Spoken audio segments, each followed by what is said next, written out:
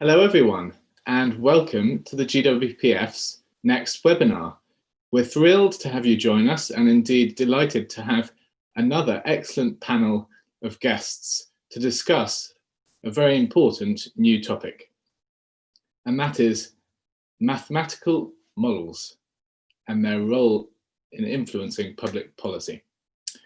So there's no doubt about it, mathematical models are playing a very important role in people's. Pardon me. And they're indeed playing a vitally important role in the modern world. Indeed, we could not plan how an aeroplane worked, or indeed test whether flood defences would be able to cope in the most severe and rare storms.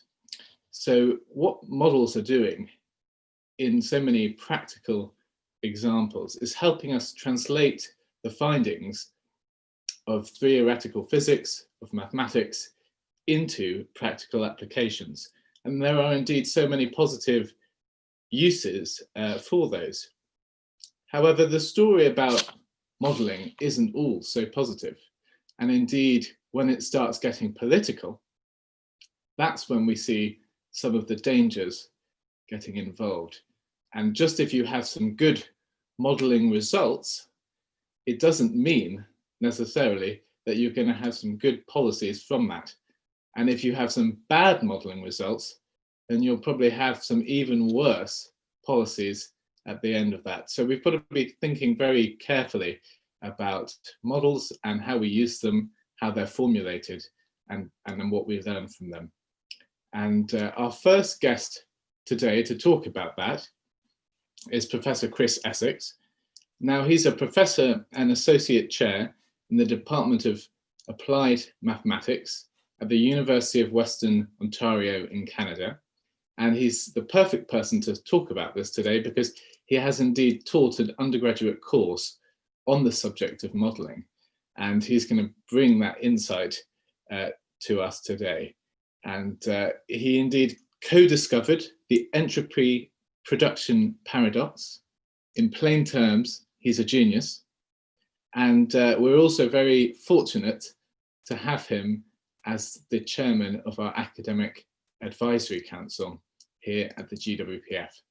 So without further ado, Dr. Chris Essex, I'll pass it over to you. Okay, so thanks, Harry. This is my first of these webinar settings, and so I'm getting used to the world of Zoom. Yeah, so we're talking about modeling today. There's a lot to say about the subject because modeling is used in the term model and modeling is used in many different ways. And in recent times, the term has come forward because of its interaction with politics. And unfortunately, politics does things to other subjects that one would rather not do. But in any event, what I'm going to do is I'm going to talk a little bit about it from a mathematical and a scientific point of view, and then I'll work my way into talking about its connection with policy and what's special about that. So the word modeling is used in many cases. So it's used in a range of scientific contexts. So for example, we have in theoretical physics, we have something called the standard model. It's quantum field theory, and that is, its intent is to actually try to capture the laws of nature. And so there's a kind of different or unique agenda to that. But the term model is used in that respect, and undoubtedly, even though one of my department colleagues used to say, I have a lot of faith in the standard model, chances are it's probably wrong. It's wrong to a very minuscule degree. It's a remarkable accomplishment in many ways. Then there are other models which scientists use to try to understand the world. And in those kinds of models, there's no attempt to try to generate a comprehensive theory for all things. What they do is they create mathematical cartoons And these cartoons are designed to help people develop their intuition about what's going on. And so a good example of something like that is the population models. They're the simplest version being that the rate of population growth is proportional to the population. That's the simplest possible model. And that leads to exponential growth. So people have taken that very simplistic model and they've gotten very concerned about it. And of course, people worried about the population of the Earth exploding, because an exponential is a rapidly growing function, starts off really small and then boom, off it goes, right?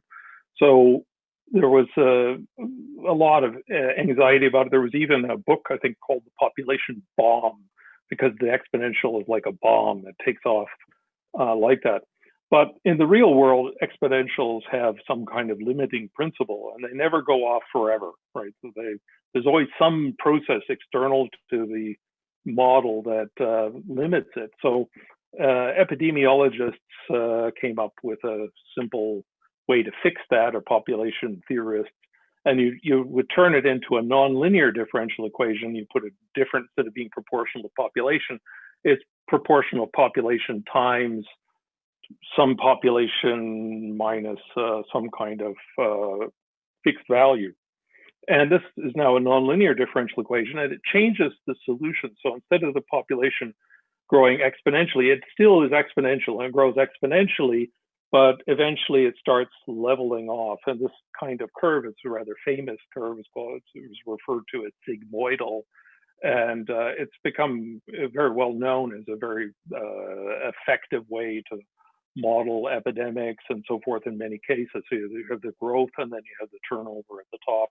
And it's a very simple thing. Now, I really wanted to talk about that particular differential equation, and don't be concerned about words like differential equation. It's just a rule that relates one thing to another involving certain properties in calculus and so on.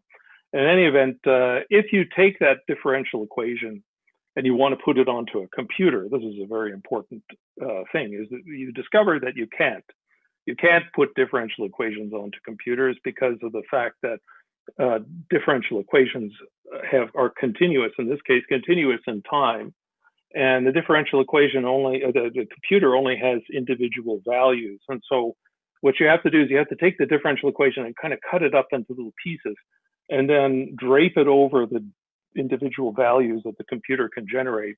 And so you actually have a different object. In this case, the logistic equation, which is what it's called because it's so famous, gets converted into the logistic map. So it's a discrete map.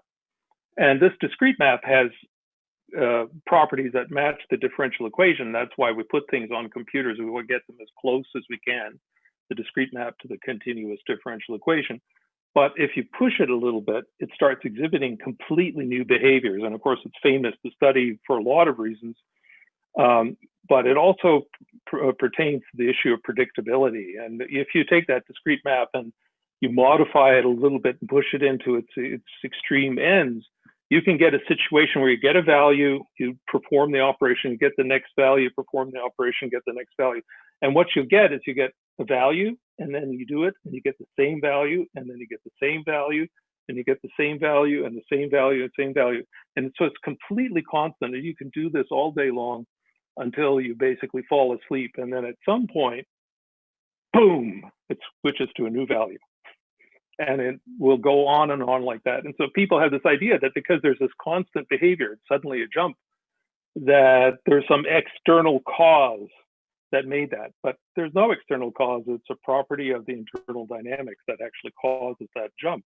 So what that model does, it provides for us, it provides a new conceptual window. It allows us to think of the world in a different way than we thought was even possible in the world. And that's what a lot of these models do. They're not used for predicting what some policymaker wants. They're used to broaden our minds.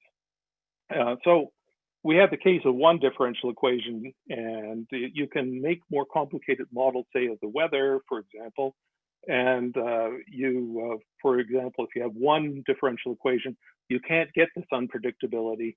If you have two differential equations, you can't either. And there's a famous theorem called the Poincare-Bendixson theorem that says that with only two differential equations, you can't get this unpredictability. But if you have three, then you can. So in fact, you probably all heard of Lorenz's butterflies. There's a system of these differential equations. They're all coupled together, and these exhibit the differential equation.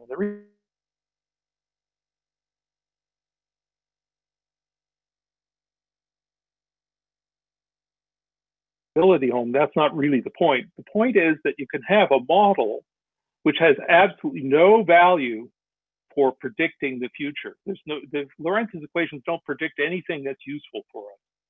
But what they do is in essence, they cause a kind of revolution in the 1980s and 90s and 2000s in how we think of the world. So it's probably the most profoundly influential, important model that's of no use for predicting anything. And so it's important you understand the nature of what you want to get out of a model.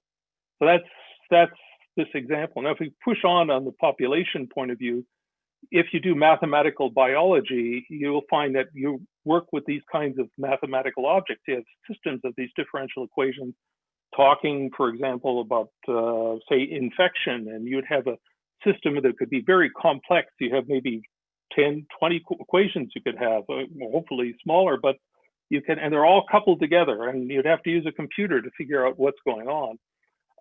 But these models are still ultimately incomplete. There are approximations of what's going on, but they're very important.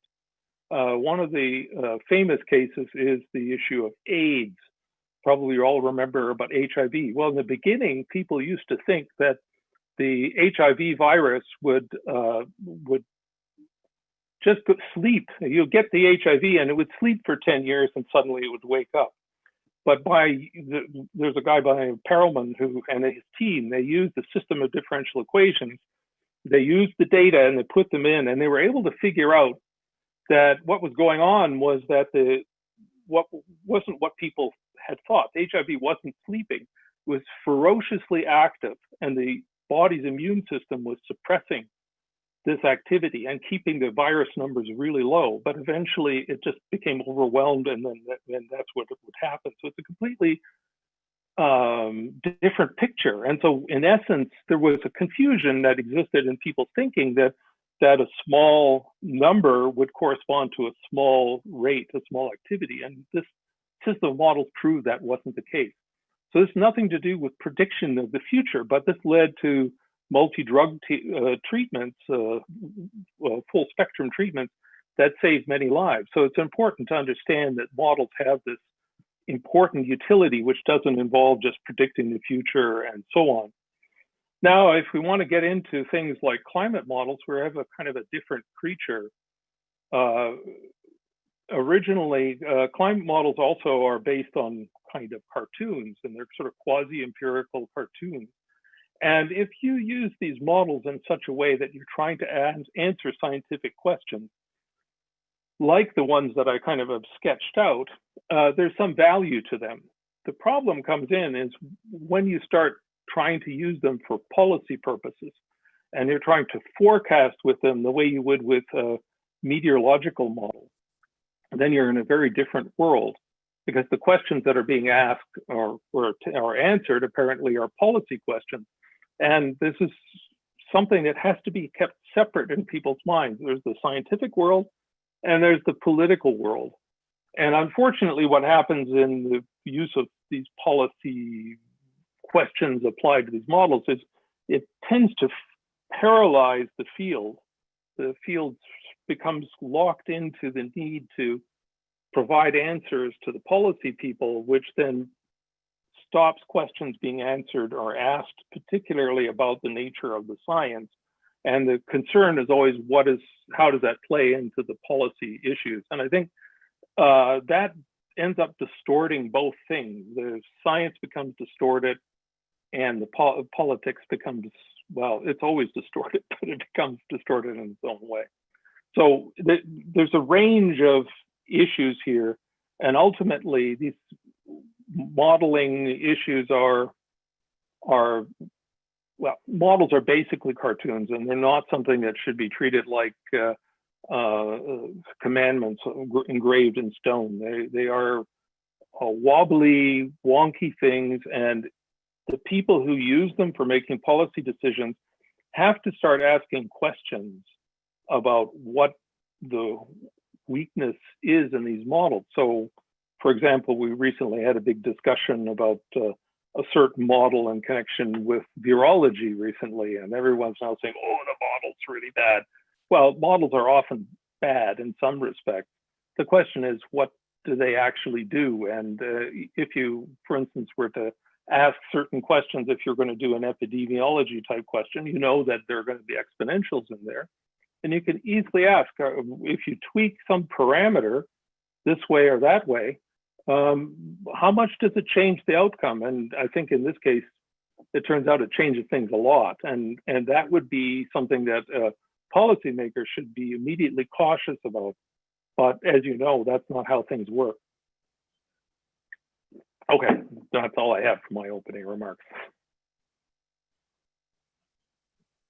Thank you very much, Chris.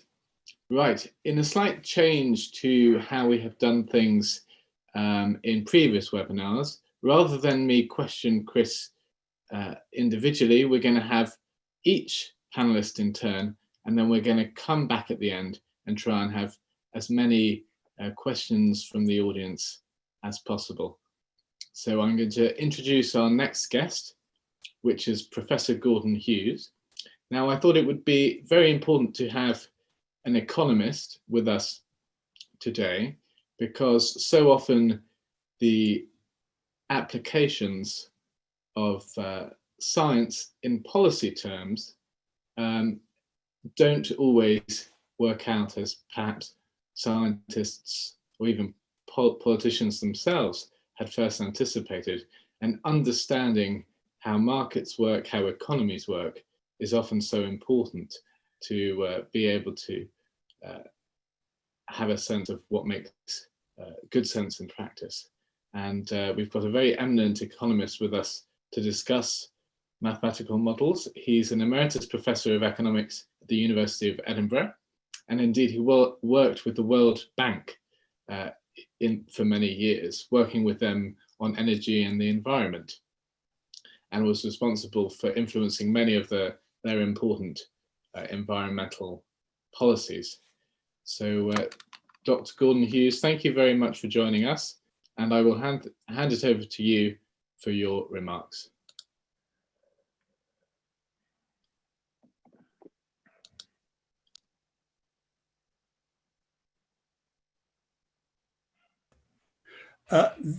Just a word about background, since I noticed some of the comments on Chris's thing. I'm not sitting in the garden with trees behind me. I too have a background set to advertise where I live in the Scottish borders. Let me give you, first of all, a little bit of background to myself. In other words, the kind of ways I've used mathematical modelings in policy. And I'm going to speak specifically about my involvement in Eastern Europe and the former Soviet Union from roughly 1988 to 1993, where, for those whose memory is short, the economic changes that occurred with the collapse of the former socialist system were as traumatic and as large as we are currently going through. And indeed, in many respects, it was even more upsetting for large parts of the population, because the prospect of emerging from it was a great deal further off than we are currently living through. And I was involved because initially I had been working with the Academy of Sciences in Poland on energy and other related matters, developing some models, because it was becoming clear that things were going to have to change. This was in 1986, and we worked together quite closely for a couple of years when suddenly it all broke up. And the next 5 years were, from my point of view, both extremely exciting but extremely demanding, because essentially the whole region changed almost out of expectation. And it so happened that I had built with my colleagues models which actually went to the heart of a lot of the changes that were occurring. The collapse in trade, the very radical rises in energy prices, and a variety of things like that. Now, there were a number of lessons that came out of that. First of all, forecasts directly were not the main product of the models. It was an understanding of the links within the economy which were likely to be important to people's incomes, to employment, and to a variety of other things in future. The other thing that was important was the closeness and consequence, the trust that was built up between me and the people that I was working with, and later on the politicians that I was advising, that essentially I both understood and sympathized and was responding to what they saw as their problems. Now, their problems were really, really large.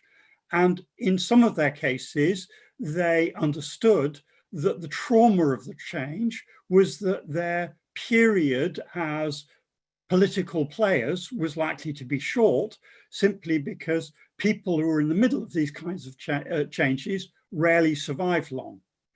There's another thing that matters out of that, which is, as advisors, you rarely survive long as well.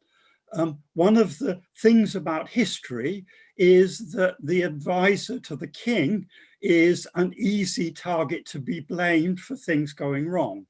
And so eventually, sooner or later, any advisor is either kicked out or pulls out of his or her own volition. Now, there are a variety of things that come out of that, which is trust and then subsequently honesty are key qualities that there must be in any advisory relationship. And an advisor who is constructing models has got to basically think about the person he is working with, rather than thinking about the academic kudos and all of the other things which may have influence starting on that line of work initially. Actually, it is a reality, which is that there is no academic rewards from getting involved in modeling for policy purposes. The only thing you get are brickbats and very, very little academic recognition. And those people who see that their modeling work is primarily academically oriented rather than primarily oriented for advisory purposes, typically distort their models to meet the requirements of an academic community rather than to meet the needs of the people who are being advised. Now, if you understand that, the next thing is, well, why have models at all? And Chris has in part provided an explanation. Models, mathematical models of all kinds, are cartoons. They are highly simplified representations of particular features that the advisor, the modeler, thinks is important to answer problems which he or she has been presented with. They are not an attempt to describe the whole world, because the whole world, well, the only model of the world is the world itself. So essentially, your choice is, what is it that you choose to focus on? What are the issues that you see as being important? And then what can we learn from those issues? The follow-on from that is, therefore, how do you test whether your models are any good? How do we learn what are good cartoons and what are gross misrepresentations that we're interested in? And the answer is that we do have to test our models against reality in some ways. And forecasting is one of those ways of doing it. But also ways of doing it are whether the inputs appear to be sensible and valid, and whether the intuitions make sense in terms of a broader understanding of the systems that you're trying to model. Now, when we talk about models in the way that we are here, we must bear in mind that all of us have representations of reality. All of us have ideas about what affects what and how and by how much. The only advantage, and it's a big advantage, of doing it by mathematical mechanisms is essentially by introducing two things. One, rigor, so that you don't believe things which essentially don't follow logically one from the other. And secondly, to introduce what are often constraints, for example, that certain things have to add up, that there are certain laws, whether it be of economics or physics or whatever else, that can't be departed from. So there's no such thing as a perpetual motion machine. And introducing those two requirements actually constrains what models can do, and it constrains the kind of outputs that can produce. Chris referred to exponential growth and the point that exponential growth almost never, indeed never, continues indefinitely. Well, the reason is that they run into constraints of one kind or another, and it's essentially picking up that kind of constraint that is part of what a good model does for you. But then the other thing is, what about the forecasting side of it? And here I'd like to draw on a view where there was a radical change in economics during the second half of the 20th century. Originally, economists thought that by building more and more elaborate models of the economy, we could produce better and better forecasts of what was going to happen in future. So essentially, the idea was, let's build everything in, let's disaggregate, let's make them bigger and more complicated, and surely the resulting forecasts will get better. They got worse. They got worse because essentially nobody could understand really what was going on in the model, and also because they became increasingly incapable of taking account of the inherently random nature of an awful lot of what was going on. So then what modelers learnt in economics was to ask the question, does my model do any better than some very naive and very simple model? One of the most naive ones is next year is going to be like this year, or next year's growth is going to be like this year's growth.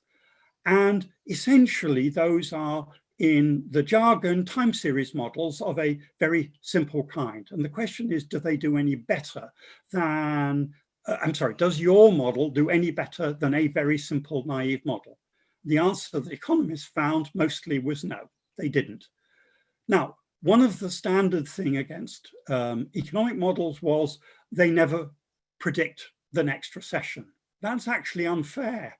In some cases, they predicted far too many of the next recessions. The classic joke is that they predicted 15 of the last 5 recessions because they were too sensitive and they were too prone to tip over in a way that led to a recession.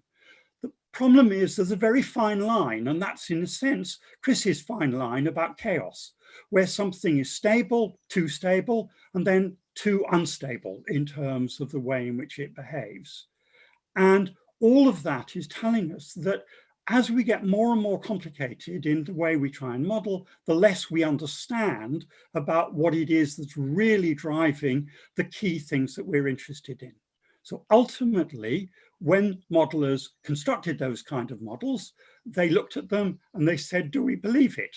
And in effect, what they were doing was saying, actually, does my intuition, my experience tell me that these results are plausible? To what extent are they plausible, or do I have to modify it? And what they would typically do, if they didn't believe it, they'd go back and change the parameters in some kind of way. Well, that's not really modeling. That's just essentially fitting a mathematical framework to comply with your prior assumptions. Now, the final thing that I want to bring in, because it's very important in the current context, is about risk. Because one of the things that good modeling can do for us is actually provide a framework for analyzing a distribution of outcomes rather than a certain outcome. Now let's take a particular example which is widely quoted. The WHO has people who are widely quoted as saying that there is a risk that changing lockdown policies will lead to a second wave of infections and more deaths and so forth. Well, from one point of view, that's an utterly trivial statement. Of course, there's a risk that that might be the case. What matters is whether that risk is 1 in 100 or whether it's 25 or 50 in 100. In other words, it's not a general statement that something is possible. Rather, it is a statement about probabilities of some kind that matter. Now, the rigorous way of doing that is you put probabilities on all kinds of things, you run them through the model, and you finish up with a distribution of outcomes. And the Bank of England does that when it makes inflation forecasts. It produces what's called a fan diagram, which is essentially a range of increasingly improbable outcomes around a central point in terms of the way in which it thinks that inflation is going to behave over the next year, 5 years, whatever it may be. Now, that kind of quantification may be going too far. But on the other hand, it's important because it's saying what are the probabilities that are governing the choices that we may need to make as a policymaker. Now, this is very important coming to the current crisis because we are told that one of the things that happened was that a particular story was put around that if the policies weren't changed, there would be 250,000 deaths. Now, that wasn't the central forecast of the model. That was a worst case scenario. Nobody is too clear about how it was derived, but the point was that it became the focus almost as though this is what is going to happen if we don't actually change the direction of policy. That illustrated two important things, which is one, that we live in a society which is very, very naive and ignorant about probabilities. And what that causes enormous problems because it very easily leads to either a concentration on this kind of extreme outcome, in other words, one worst case, or it leads to people just ignoring the distribution of possible outcomes. So, for example, in Britain, we have an example of costs that were put on building a high-speed railway, which everybody knew, based on experience, were almost certain to be wrong. The range of costs was probably very large and has subsequently been tripled since the original figures were put around. There was a case where people took the original numbers and ignored the fact that there was a large range around those numbers. And actually that range was an upward range, they were never going to be less than that. It was likely to be very much larger than that. And so from the point of view of giving policy advice, the point that I'm trying to make here is that policy advice ultimately is not about there is one right thing to do. There are a range of model outcomes. There are a range of things that could happen. Many of them are random and we don't fully understand them. And actually what we need to get is not a fixed policy for the next month, 3 months, 5 years, but rather a set of rules by which, as we collect more information, we adjust the policies to take account of the extra information that we get, and we build into our policy the collection of the information necessary to inform the improvement of our models and the development of a better idea of the direction of policy. And that is where I'd like to end, which is with respect to the current policies, the big big mistake that's clearly been made is essentially the failure to systematically appraise as you go along the models that have been made that underpin policy, and then to have a feedback between the construction of those models and the development of the policy, because the two have to go hand in hand. It's not there is a model and this is what the policy comes out of it. It's a continuous iteration, and it is the way you build on that iteration that is crucial. Thank you. Thank you very much, Gordon. I'm sure there's a lot of things that we will come back to from that when we have the question and answer session later. My next guest is Dr. Benny Peiser, who I'm sure many of you will be familiar with. He is my wonderful colleague and director of the GWPF. And of course, one thing I thought would be important to mention was when he set up the CCNet newsletter, it was indeed looking at the public perception of risks, and in particular asteroids, and then that conversation moved on to become about climate change. And now today we have the GWPF newsletter, which is the successor to that. So risk has always been a key element of models and how they interact with public policy.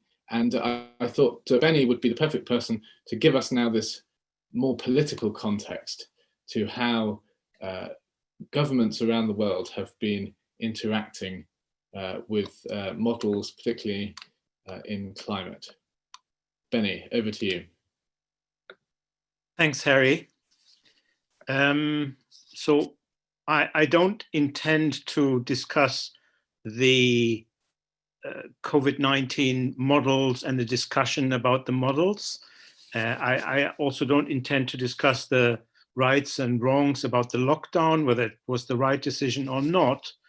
I also don't want to discuss the failure of some of the models. My main interest today really is in discussing institutional failures, flawed organization, and the lack of quality control of scientific government advice and its evident contradictions and shortcomings. We've known for a long time the flaws of environmental and economic and energy modeling. How do we know that? Because there's a long track record of failed predictions based on flawed modeling.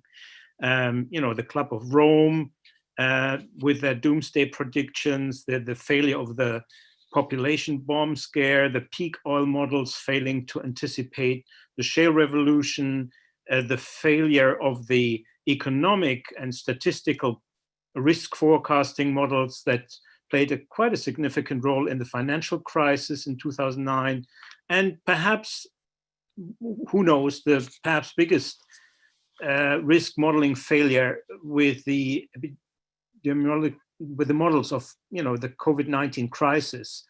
When it comes to climate modeling, perhaps the most prominent failure was 30 years ago when the IPCC published its first assessment report and predicted a warming trend of 0.3 degrees Celsius per decade. Of course, in reality, global temperatures have only risen by about 0.5 degrees Celsius, so about half of what most of the models predicted. And in fact, this is the problem of models, of politicized models, is that almost the entire alarm about global warming is purely based on predicting future disasters, future events. If you simply look at the last 30 or 40 years, nothing spectacular has happened. The warming has been very slow, has been very gradual, and there is no signal or sign that it will accelerate. It might, but there is nothing in the data to suggest that suddenly it will accelerate or double the rate of the trend of the last 30 years. So the problem is that most of the news reporting is based on these models. They are not based on what is actually happening. They are based on people predicting that it's getting worse and that it's going to accelerate and that what we're seeing now will not continue.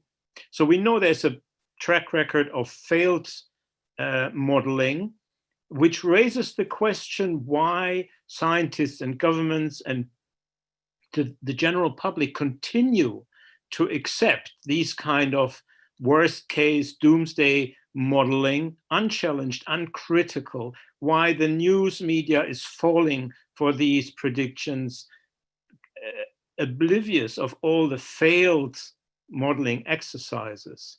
And one of the most important things in psychology in recent years, one of the most important discoveries or realizations is that humans suffer from what is called a negativity bias.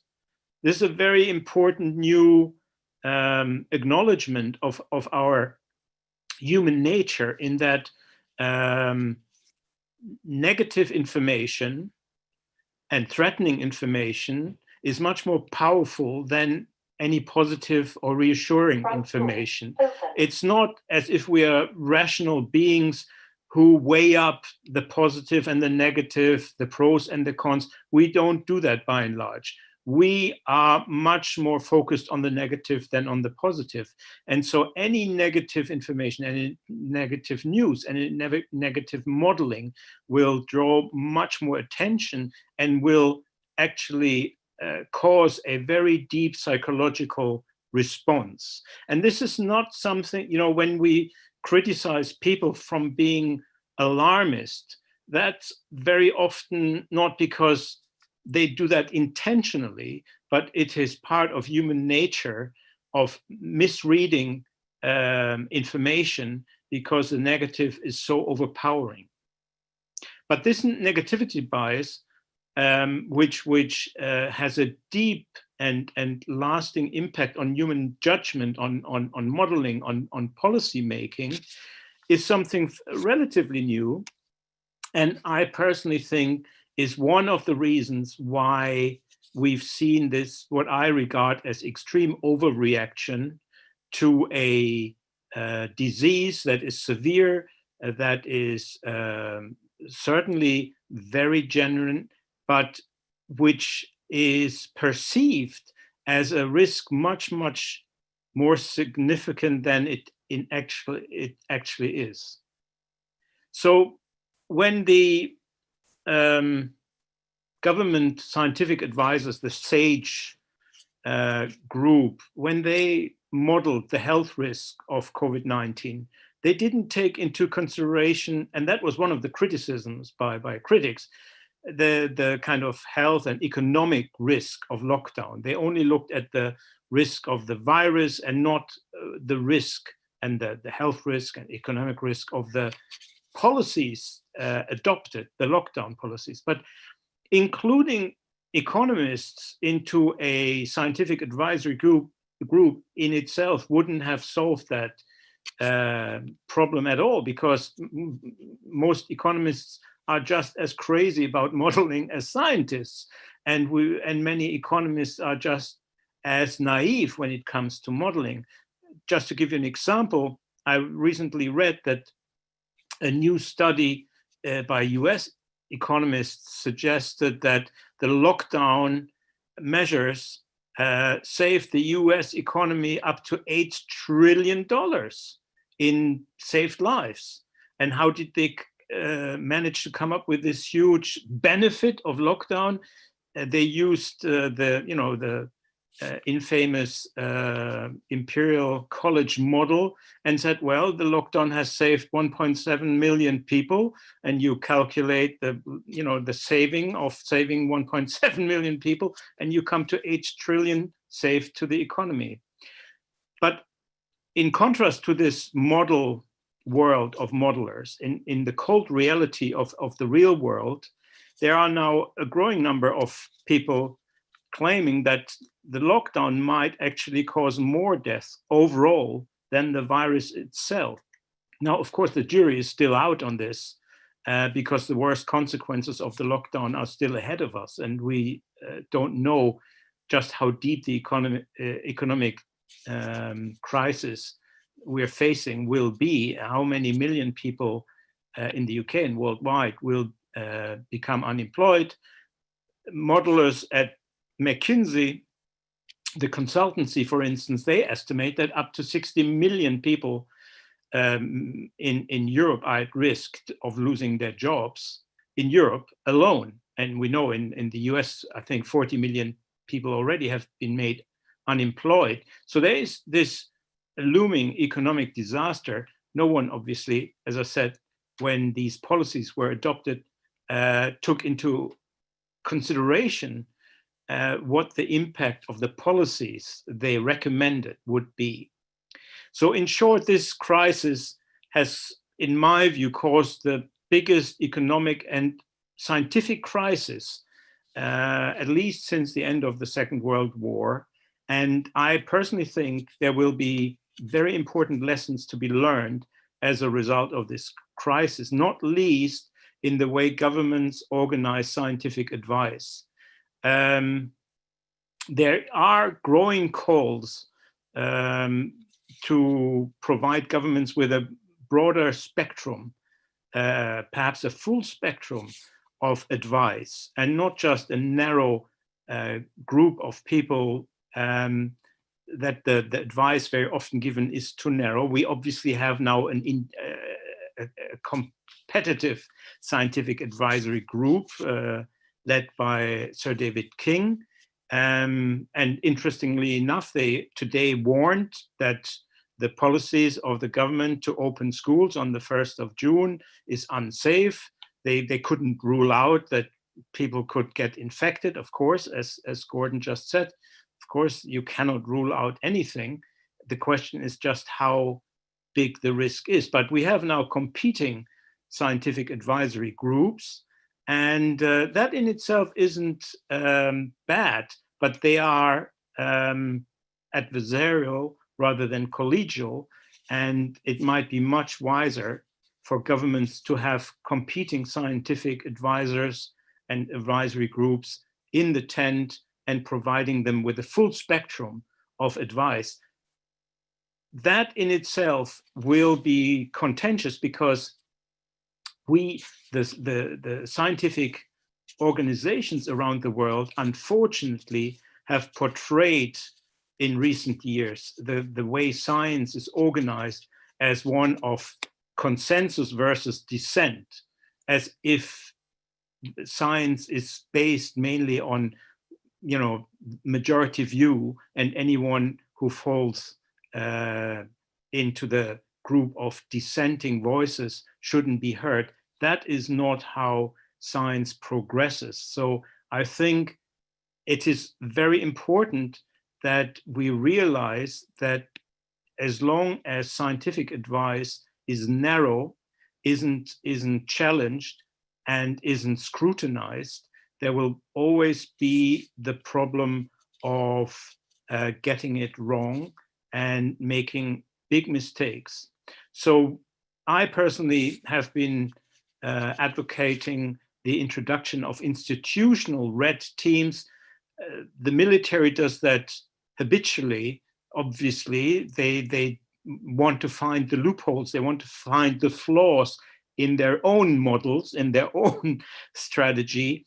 And the best way, and a lot of technology companies do the same. They want to make sure that their software and their programs are secure. So they will recruit red teams to challenge their programs, to find problems, because they want to close these problems. And I personally think we need this kind of scientific reform so that the government advice is really much more solid, much more scrutinized, and the government has the full spectrum of views of reputable scientific advice. Thank you, Harry.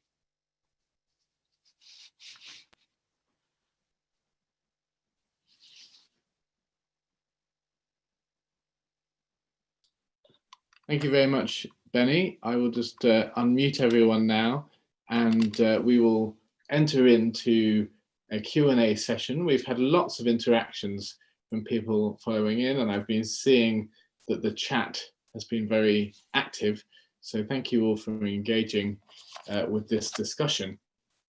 I think the first question just follows on a lot from what you were saying, Benny, which was, why is there this huge focus on the worst case scenario?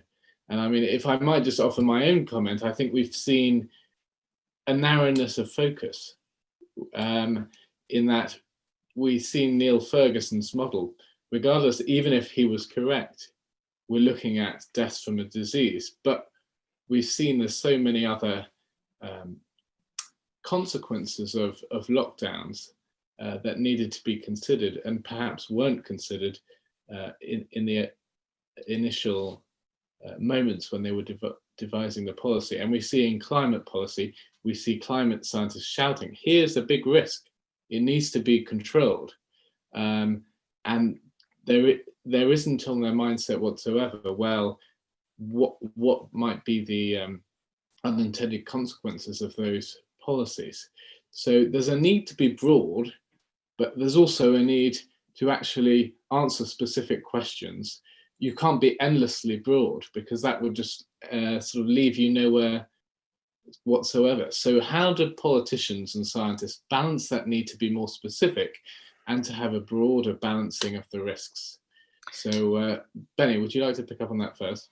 Well, I tried to highlight these new psychological understandings of the way we tick.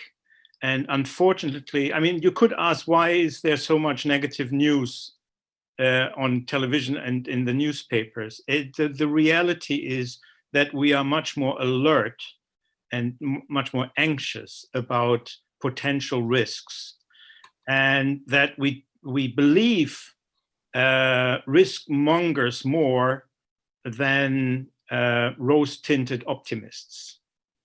That is just the reality.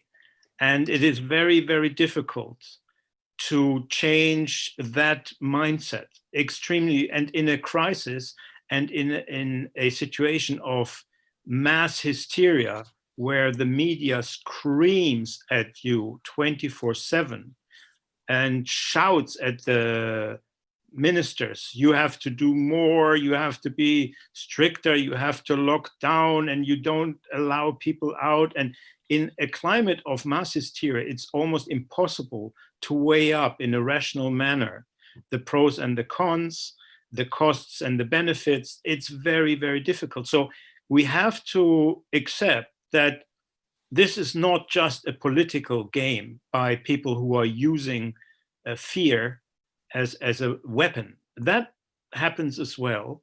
But in reality, people are genuinely risk adverse. They are genuinely scared, particularly when experts or governments tell them to be scared, which is, on climate, environmental issues and COVID, it's the official party line. It's not just a few modelers saying that. It's then the government adopts these kind of scary scenarios and tells people, you stay at home for the next 2 or 3 months because going out is a huge risk. So unfortunately, we have to accept that human nature is susceptible to risk or threat inflation. How to overcome that is a task for governments to look into it. I think we really need very, very serious inquiries into the way, because governments don't want to fall into the trap of being basically pushed into a policy they don't want to adopt. Remember, the government for quite some time tried to adopt a policy that was more closely to what the Swedish government did. They couldn't sustain that in face of huge public outrage by the media and by journalists who shouted at them that they were killing the public with their, kind of restraint policy. So it's a tricky issue. There is no easy solution, but governments will have an interest in looking into how not to fall into the trap of scaremongering. Chris, would you like to come in on that next? Well, there are a bunch of things I'd like to comment on, but I don't know if there's time. The basic issue of policy is that decisions have to be made with incomplete information. So one can't make the ideal decision because the real world is happening now. And while we might have an opportunity in the future to contemplate what's going on, you have to make the decisions. And so one has to be a little bit sympathetic to policy people who make these decisions, and they probably are going to get it wrong. But the part that I'm most concerned about, particularly, and I agree with what Benny was saying about people being, you have to be really flamboyant to get attention, and usually it's negative and scary, and the apocalypse and Ragnarok and all this other stuff. People love their apocalypse. But the thing I'm most concerned about is that not that policymakers listen to scientists per se, or it's that they want to look at the scales the scientists have been looking at, and they want to put their finger on it to adjust things. And that leads immediately to something that Gordon said, which he suggested that there were no payoffs for advising. Well, yeah, probably as a courtier, that's probably true. But when it comes to what's happened, certainly in connection with climate, there's been a lot of fingers there, and it's affected the whole social dynamics of the field in a way that has distorted how we think about things. What should be done is it should be completely separate rooms. There's the policy people and the science people, and the science people should have a red team. There should be some collection of a spectrum of positions, and then the policymakers can make a decision. But what we have now is we have this, I don't know if you know this comedian from the 1970s, this American comedian called Flip Wilson, and he always, with his catchphrase was, "The devil made me do it." Well, the politicians have a devil. They say the scientists made me do it. I don't know what to do, but the scientists made me do it. And that can't be. These people are in a position to make decisions with incomplete information. That's their job. And they shouldn't be saying, well, the scientists are the ones to do it, and then I'm just a puppet and I do what they tell me. And that's, I think, one of the problems we're encountering. We have to somehow force the decision makers to bear the responsibility of the decisions, given a full spectrum knowledge of what's going on. And that's what's not happening on any of our scientific discussions. Okay, the other thing I wanted to follow up on was this business about using models to predict the future. And then one of the things that people will find a little bit disturbing is that climate models are actually pretty lousy about, they don't really have really great forecasting skill, because they are in the end cartoons. And while we might learn something from the models from a physical point of view, there's academic merit in them. In terms of projecting into the future, they don't have the weight of a meteorological model, which constantly is being corrected by how badly they get the weather done. But we only get one shot at climate. We don't know what's going on. And the problem is that someone will say, the climate model's got this wrong. If the analogy is, well, there's this cartoon of a face and there's a mustache that's missing. Oh, well, we'll bring Leonardo the modeler down and he'll bring his paintbrush and he can just paint that mustache, mathematical mustache in. And so these models can always be corrected to match whatever you see, but that doesn't give them any predictive power. And so in that sense, it's not really like theory and experiment in theoretical physics and experimental physics working knit and glove together, because you can't do controlled experiments on this. And so you can't exclude other kinds of behaviors being involved. So it's a very different situation. Doesn't mean we don't have to make decisions, but we have to make decisions without full knowledge of what's going on. And there are better ways to do it than others, and we're not doing the good ways. So Thank you. Gordon. One of the things that I think politicians have done, and they've done themselves great harm by this, is give the impression that more things are in their control than is in reality the case. In other words, in the past, a century ago, even perhaps 50 or 60 years ago, it was not expected that a government could necessarily do very much about a pandemic of the kind that we're experiencing. It certainly wouldn't have been thought that there was a great deal that could be done about climate or about a variety of other things. These were, in a sense, outside the control of action that was likely to be effective. And over time, and this has been prompted partly in response to a demand from the population to reduce uncertainty, and partly an aggregation of power, or at least a claim of power over the economy and over other things, which essentially leads to, on the one hand, a claim that something must be done, and on the other hand, a response, well, this is something. That something may not be much related to what is the real problem, but on the other hand, the political establishment is doing things. And I think for politicians, a part of the answer has to be government can do less than you think, that we can do a certain amount in a certain number of areas, but we can't actually make, in many cases, fundamental differences.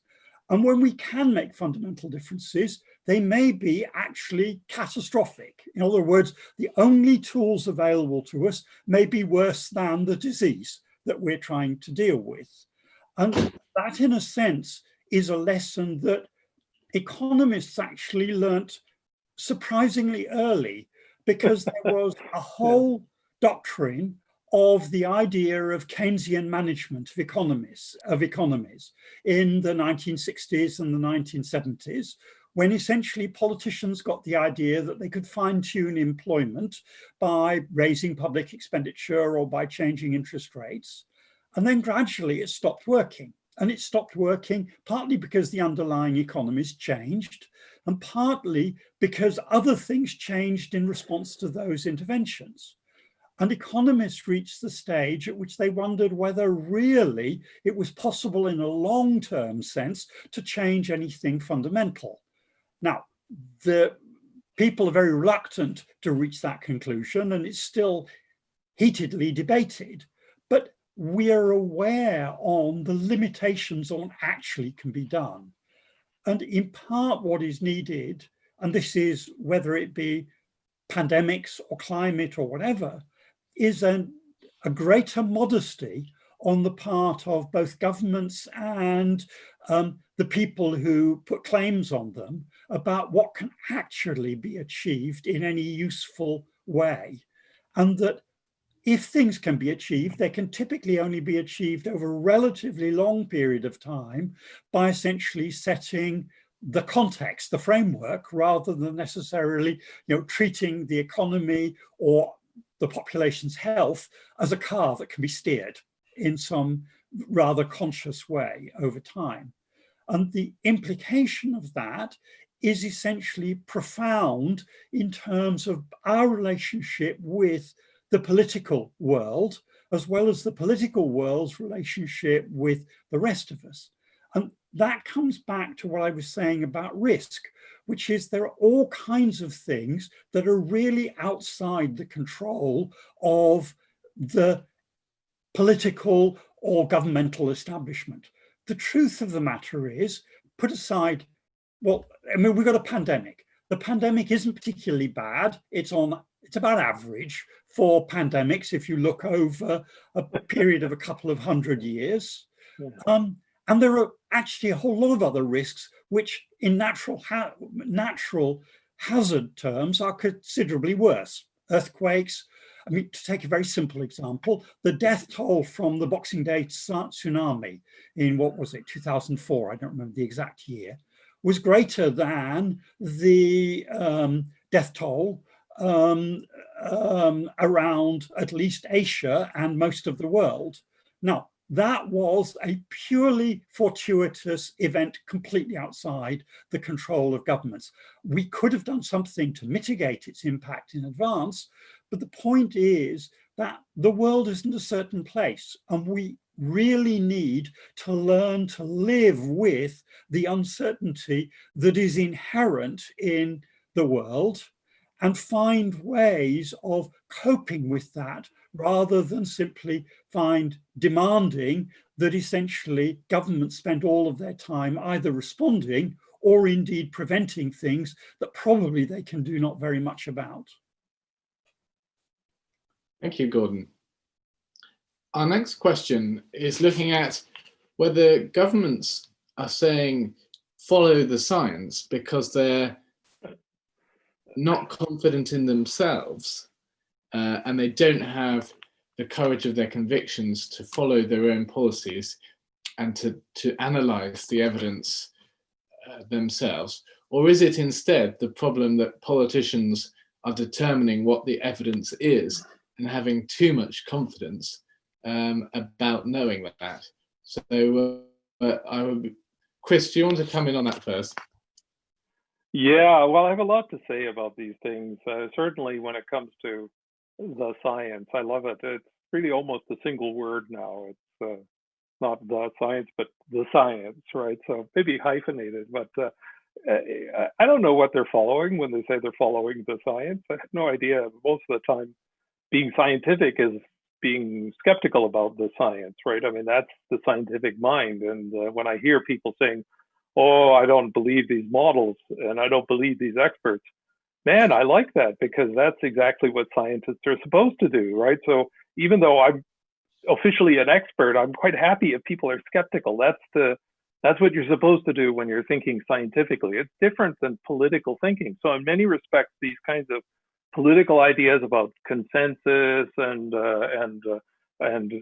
settling on one truth and so forth, these are political ideas that have been forced onto a scientific picture, and the scientific mind is not like that at all. You're supposed to be questioning things. That's what it's all about. As far as governments losing their confidence and so forth, well, you know, these problems that we're talking about, the scientific problems, are very much in the category of not having complete information. All of these things that seem so certain, if you just pick at them a little bit, you discover that they have little holes in them, and then you follow those holes down, you're going down the rabbit hole very, very deeply. These are very deep scientific problems, and they're sort of magically waved away into being a simplistic kind of argument that you hear all the time in the press and so forth. So these subtleties have some sort of consequences which bubble up, and that's one of the reasons why you should have a range of views because of these deeper scientific problems. That doesn't mean we don't try to just make some decisions. And I really liked what Gordon was saying about how you have to have a running revision of your ideas and your policies as you go based upon what you know at a particular time, because that's going to change. That's it's not completely settled in any respect. So yeah, I guess I did have a fair amount to say there. Yeah. Thank you. Gordon. I think that, first of all, the science tells you nothing. There isn't any such thing as it were, settled conclusions from science. Science in the end is a method. It's a frame of mind and a method of collecting and interpreting and building on evidence. What actually politicians are doing when they claim that they are following the science is essentially disclaiming their responsibility for it. They are in effect trying to say, oh, well, this isn't very pleasant, but I didn't, you know, I'm not responsible for it. The devil made me do it. Yes, exactly. And I think to go a bit further about that, I think the core problem is that scientists all too often allow their own views about what the right thing to do is to intrude in the advice and the science that they allegedly, you know, that they claim is settled. So in other words, we have on the one hand, science people who want to become policymakers and politicians who don't want to be policymakers. And the outcome is almost bound to be unsatisfactory in terms of the result. Now, I think the problem, I mean, again, Chris has emphasized the role of incomplete information. The other thing, I think, is that politicians fear being held responsible for things over which they don't have a real control. And therefore, they're going to be blamed for outcomes which they couldn't control. Now, my view to that, and that's based on my own experience, is that's life.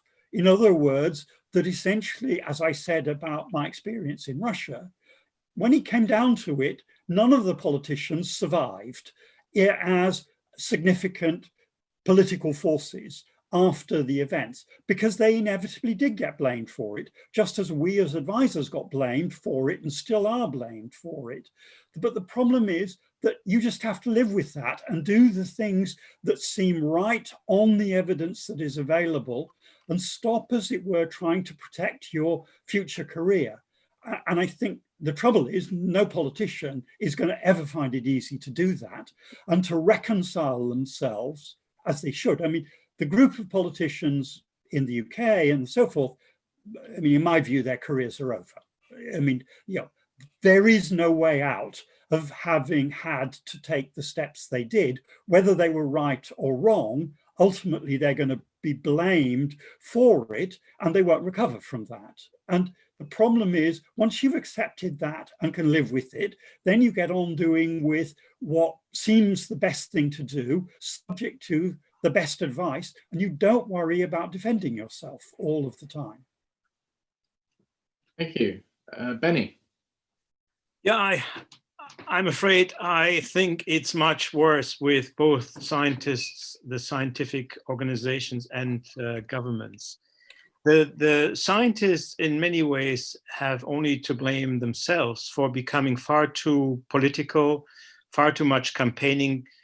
Scientific organizations over the last 10, 15 years have bombarded ministers, governments around the world for, you have to follow the science, you have to follow what we are telling you. If you do not— It's a codependency. you do not follow what we are telling you, you're a denier, and we will make sure that voters know that you're a denier. So the scientists have become extremely politicized. We know from surveys around the world that on average, 60, 70, sometimes 80% of academics are left-wing, very few conservative scientists left in this world. Sometimes you wonder whether scientific advisors will have to be selected not on their expertise, but on their political outlook, because in a highly polarized society, if you have scientific advisors who are extremely opposed to the governments they advise, they will be not able to actually function properly. Sorry, my dog is just running crazy. So I really think scientific institutions are just as much to blame. And Gordon and Chris are right in saying that the ministers are trying to say, well, it's not our decision, it's the scientists. However, they also know that if they go against these scientists, the scientists will run to the Guardian and say, ministers doesn't accept science, then the government doesn't accept the science. So the politicians are in a hard place, because if they don't follow the science, they will the Guardian and the BBC will make sure that they're exposed as science deniers. So that is another reason why it's so important to have a broad spectrum of views in scientific advisory organizations, so that ministers actually get the broad spectrum and can then assess the spectrum of views and weigh up the different views. But the scientific institutions made the mistake, in my view, in telling governments that the science today means that only what is the kind of consensus view and what is consensus view in today's world of science? The majority view. Wherever there's a majority, that's the science. That's how scientific organizations are portraying science. The majority of scientists believe this, so therefore this must be the truth because it's a majority. I mean, that's the way people understand science, because the scientific institutions and organizations have told ministers that they know that the majority is right. And anyone dissenting from majority view should not be included in any advisory role, should be essentially shut down and silenced. And because of that crisis in scientific integrity, there is also a loss of trust in scientific advice. And the COVID-19 crisis has exposed this crisis more than perhaps any other in how deeply divided the scientific community is on this pandemic. As I said, I really hope there is, and one last thing, things only change if the mistakes made are really catastrophic. After lost wars, after big natural disasters, after big accidents, only then changes are being considered. My fear is that this crisis might be such a big disaster, economic and social disaster, that will help to make policymakers aware that things have to change. Chris, I see you're keen to come in there. I did. I think I have to push back on Benny here on the whole business about science. When I wrote a book with Ross McKittrick on climate change and so forth, and one of the things we were careful to do was not to have science as one sort of big package, but rather to make a distinction between the scientific mind and people who were acting on behalf of science and so forth. And so we defined a group which we called official science.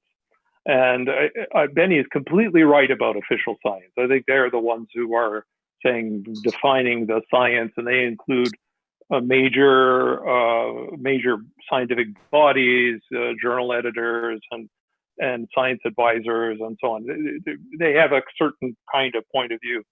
Whereas the regular scientist often finds a lot of these things very foreign and strange, and many of us feel like these organizations have been subject to a hostile takeover in many respects. And we think that comes from the politicians, and that they have their people and so forth. So yeah, I sort of wanted to sort of push back on that point. There is something that's very, very clear called, which isn't really science at all. We call it official science. I wonder if you could just comment on this emerging science that we've been seeing called attribution science. Normally we have models and they're tested by observations that are going to happen in the future.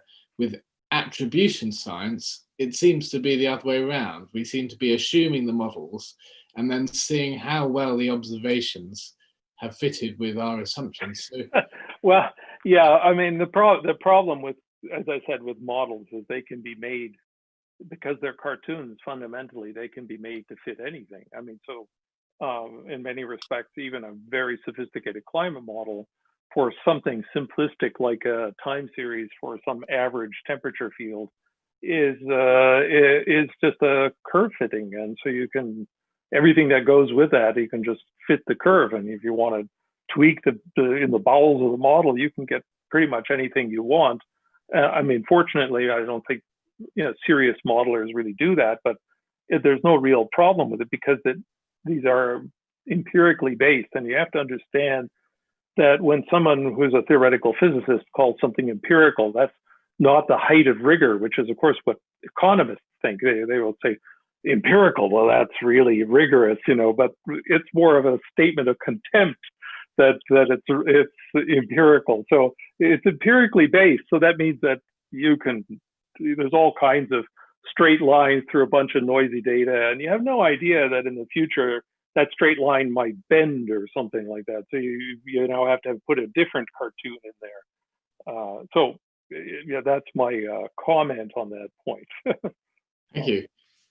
And Gordon, I wonder whether you could comment on whether there's a problem with a lack of wider knowledge about statistics and about economics in the wider public. Do you think part of the problem is that the public are being led towards supporting the politicians in some negative endeavors, and so the public, are they to blame for what some of the politicians are doing? And does there need to be a better level of understanding of economics and statistics to inform a public that will support the right politicians, as it were? I mean, I think there are two separate issues there. The first is that almost nobody with a serious scientific background or a mathematical background has much interest in participating in political life. And to the extent that they do participate in it, they very rapidly lose the background. So that the consequence is, as is always frequently pointed out, there are very, very few people in political or official life with a serious training in scientific or mathematical disciplines. The other thing is that politicians are rarely rewarded for having an open mind. What is expected of them is essentially certainty and predictability. And that typically means that the kind of quote that was ascribed to Keynes, which is, when the facts change, I change my mind, what do you do, sir, is essentially a comment that any politician would find horrifying. Because of course the facts shouldn't change, and therefore he shouldn't have to change his mind in terms of the decision, because he'll be held responsible for making a U-turn. And of course that's clearly a sin of the first magnitude. The point here is that things like statistics and science and at least mathematical training and the like lead to a cast and frame of mind that are very hard to reconcile with what is a fundamental political role, which is to try and reconcile what are frequently irreconcilable positions and try and find a way of dealing with a world that is messy and uncertain, where people don't want it to be messy and uncertain. And I think that we have to be careful about expecting more than we can really get, but we can demand that politicians, and what we expect of politicians isn't just to tell us what the right thing is without the kind of desirable elements of both policy and a frame of mind that we've been discussing. Sorry, Chris, you wanted to pick me up. Yes, I did. I wanted to reinforce it with a kind of a short remark. When I would speak to politicians about some technical point, and I'd say, this is really an important technical point, it completely changes how you think of things. And they'd say, oh yes, Chris, but you have to understand that in politics, perception is reality. And I say, where I come from, reality is reality. That's, in a nutshell, what the problem is. So you're speaking to people who don't really care what the truth is. They care about how it's perceived, and that immediately follows entirely with this gulf between these two different worlds. And I think if you're going to have a structure that does the best for people, you have to separate them. They can't be together. So you have to have an understanding that the scientists do science and they do all the controversies that go with that. You stay out of it. You don't try to define the correct view. You just leave them alone, and then they peer in and look at what they're saying and they're arguing about and so forth, but they keep their hands off of it, and vice versa. Scientists don't try to become politicians. That would be the ideal. I don't know if we'll ever achieve that, but that's what needs the direction we need to go in. Can I just? I'm going to ask Benny one more question, and then we'll come back for some closing remarks from each panelist. So my final question for you is, Benny, is on the culture war. How much of these topics, and I'm thinking particularly climate, how much are they being absorbed into a wider cultural battle? And how is that disrupting a more open-minded approach to the climate change debate? Right. Well, it's not yet a culture war, because the kind of people who are more skeptical about the alarmist predictions are a fairly small group in society.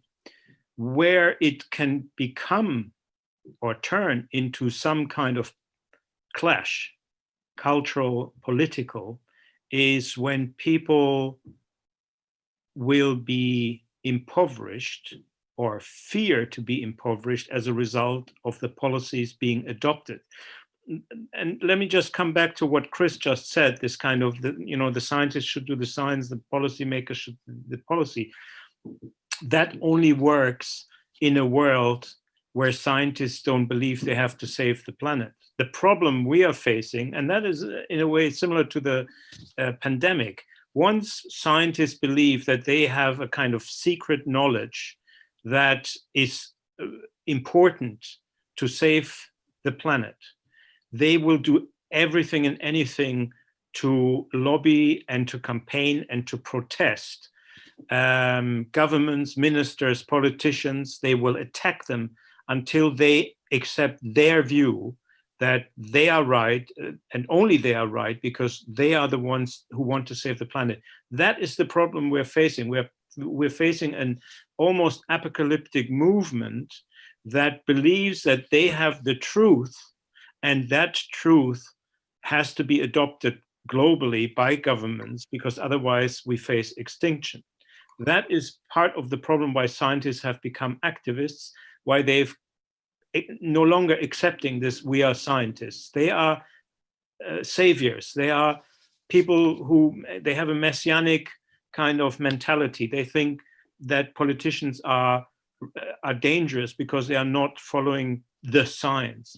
Now, with the culture war, as I said, I don't think it will be over the science, but there is a growing risk, and we've seen it in France, we've seen it in other countries, that the policies being adopted by governments, which will make life more difficult, which will make everything more expensive, that could trigger a fight back by parts of the public who feel threatened by these policies. That is possible. Thank you, Benny. So now I think we'll come to the closing remarks. So if you could set out what your takeaway point would be to our viewers. And Gordon, I'll come to you first. I'd like to pick up partly on what Chris was saying, but it's a core part of what I think is at the heart of what Benny has said and the more general discussion. And that is it ever possible to believe in science as being something that is independent of, separate from policy making, and that the process of then taking that independent knowledge and converting it into views for policy, recommendations, whatever. Benny's core point is in effect that the scientists involved don't believe in that independence. They believe that there is too much at stake, and therefore, because there is too much at stake, they shouldn't maintain the independence and they shouldn't maintain the distance. My view about that is that if you take that view, if you take the view that you actually know truth, and that therefore you know what it is that you are wanting the society or politicians to do, you've stopped being a scientist. You've stopped being somebody who accepts the fundamental open-mindedness that is required and the fundamental willingness to challenge even your own beliefs, let alone the beliefs of other people. And that, in a sense, I mean, my analogy very frequently is that in that case, knowledge turns into religion. It's essentially a revealed truth which cannot be questioned. And I think the real problem is that for many scientists, what they're doing is so important that it becomes revealed truth.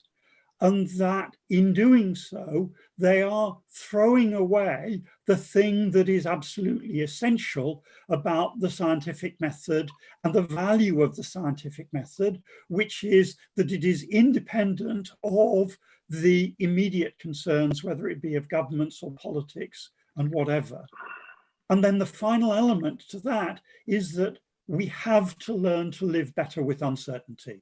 We have to live with the fact that not everything can be certain, and that it is not within the capacity of either us as individuals or of societies to essentially offer the levels of certainty that lots of people would like. Because essentially it means constraining ourselves. And we can be certain, but we might as well go back to the certainty of the Catholic Church as much as any other kind of certainty. And the world doesn't allow that to us. And therefore that means we have to live both politically and individually with a level of uncertainty that is often profoundly uncomfortable. Thank you very much, Gordon. And now, Dr. Essex, would you like to give your closing remarks? Yeah, I like very much what Gordon was saying. I think that it's very true that the moment you start becoming this kind of political activist, even if your PhD is in science, you're not being a scientist. You've lost your scientific mode of thought. You're becoming a politician. And so I sort of reject the people who do that from the scientific side of this discussion. So yeah, I think that it's really important that we understand that science is about uncertainty. It's not knowing things fully. It's a humble activity. I mean, you might have to be cocky and arrogant to take on mysteries of the universe, but you have to be humble also, because you have to remind yourself not to believe your own propaganda, which of course is one of the essences of the scientific mode of thought. The other one, of course, that I really like Richard Feynman used to say was a science is a belief in the ignorance of experts. So we can't have this kind of higher class of super experts. It's to be a little humble, because humans are very, very fallible, and I'm no exception. And you have to remind yourself of that. And once they become these kinds of infallible people, yes, it does turn in a weird way into a kind of religion. And so I think that Gordon is completely right about that. The other thing that I think that Gordon is saying, which I think is right on the money, is this idea of how little we actually control things. The assumption that's built into the whole climate business is that not only do we know completely about what's going on, but we also know how to control it. And I think that the best mental picture you might have of what's really the reality of how much we can control is to imagine someone is driving a car, and then in the passenger seat, there's the government, and the government has control over the car radio, and they can turn the music and change the stations, and then claim that they're controlling where the car is going and so forth by turning the volume up or turning it to a country and western station and so forth. But they have no control over the actual car. I mean, and that's an important thing to understand. If there is such a thing as a climate control problem, I think we haven't really understood where it is. It's definitely not about global temperature. It's a much more complex problem than that. So, you know, if I sort of could leave anything with people about this, and I would say is that in many respects, I think that the current pandemic is leaving a silver lining, if there is one, in which people don't feel so much like the apocalypse that's coming is of our own making. I know people are trying to make it that way, but it's still something that is external. It's the virus. It's not because people have been abusing the nature and so forth. So if it could somehow help us get over the idea that we're some kind of demigods that can control the world, and so when things go wrong, it's our fault. If we can get over that, maybe the pandemic will maybe help us a little bit with that, and so maybe that's a silver lining. So, thank you. And finally, to Benny. Thanks, Harry, for another very interesting webinar. You're really growing in that role. Many webinars, hopefully, in the next few months. I think, looking at the history of science, there have always been, throughout the history of science, small groups of dissenters, whether it was scientific or cultural, political, religious. Remember, there were times when you had the wrong religion, you couldn't even go to university or teach at Oxford or Cambridge. That was still, I think, in the 19th century. So we always had this conflict. This is not new. This is just perhaps with a bigger impact. I personally think that two things hopefully will change. One is that governments might, in response to this fiasco, reconsider how best to receive scientific advice. That's one thing. That won't change dramatically. I'm pretty sure it won't.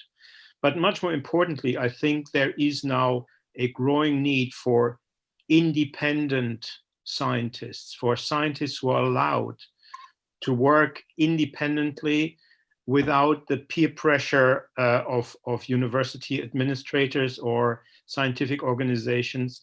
And I think with the openness of the internet, with the ability of the private sector, there will be growing demand for scientists who have a forum where they can express ideas freely, because without free exchange of ideas, there won't be any progress in science. That's how science progresses. Otherwise, we would be stuck to the consensus idea. So from all of what I've heard today and what I've seen, there is a deep crisis in institutional, or what Chris says, official science, a deep crisis. And there are a growing number of scientists who are fed up with a kind of politicization of the science, with a stifling of scrutiny and debate, and a big need for more independent organizations, independent groups of scientists who are able and free to think freely. Thank you, Benny. A perfect note to close on. And thank you to all my panelists for another excellent webinar and a stimulating discussion. And thank you everyone for tuning in yet again. We look forward to seeing you next time. My final words, I think I'd just like to pick up on one of those topics that's really been flourishing in our chat feature this week, which has been on that topic of risk. And of course, in a mature society, people understand, of course, that there's no risk-free action or course of action or decision or policy. And life and making the best of opportunities is about grasping those opportunities and not living in a society that's constrained by fear and a total avoidance of risk. So on that exciting positive note, I think we will end things. So see you next time, everyone, and have a wonderful evening or rest of your day. Thanks, Harry.